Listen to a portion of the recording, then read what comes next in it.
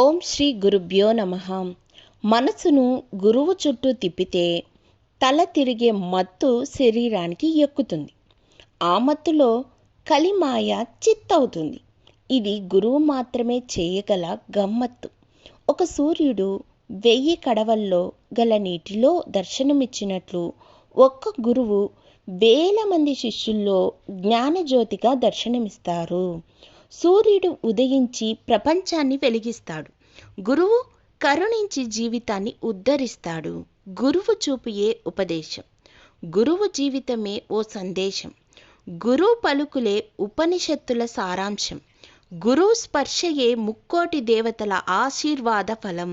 శిష్యుడి జీవితం ఓ వాహనం. గురు కృప అందులోని ఇంధనం. మాంసనేత్రాలతో చూసే వాళ్లకు గురువు ఓ శరీరం.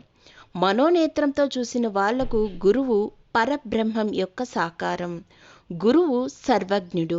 గురువు దైవజ్ఞుడు. మూర్తి భవించిన పరంజ్యోతి యొక్క కరుణయే గురువు. గుండెల్లో గురువు ఉంటే జీవితంలో కరువు ఉండదు. గురువు యొక్క చూపు శిష్యుడి జీవిత నౌకకు బలమైన చుక్కాని. గురువు యొక్క మనసు మమతానురాగాల మాగాని. సంకెళ్లతో బంధించిన శిష్యుడి జీవాత్మకు ముక్తిని ప్రసాదించగలిగే ఏకైక శక్తిశాలి గురువొక్కడే. అగమ్య గోచరంగా సాగుతున్న కోట్ల జన్మల ప్రయాసకు ముగింపు చెప్పే ఏకైక దిక్చూసి గురువొక్కడే. గురువు నిండు మేఘమై వర్షించగలడు. గురువు చల్లని చినుకై స్పృశించగలడు. గురువు తేజోవంతమైన విత్తనమై నాటుకోగలడు. గురువు మహావృక్షమై నీడనీయగలడు. గురువు కమ్మటి మెతుకై ఆకలి తీర్చగలడు. కాలికి గ్రుచ్చిన ముళ్ళును తీయుటకు వజ్రాయుధాన్ని ఉపయోగించడం ఎంతటి అజ్ఞానమో, బ్రహ్మజ్ఞానాన్ని తెలియజేయగల గురువును తుచ్చమైన కోరికలు కోరడం అంతటి అజ్ఞానమే. గురువు శరీరంతో కనిపించగలడు.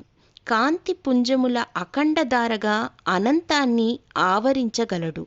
సమస్త గ్రహముల ఉపగ్రహములతో నిండిన కక్షలు గురువు మెడలో రుద్రాక్షల మాలలు. సమస్త నక్షత్ర మండలాల సమూహంతో నిండిన అంతరిక్ష తలాలు గురువు కిరీటంలో గల వజ్రాల పలకలు.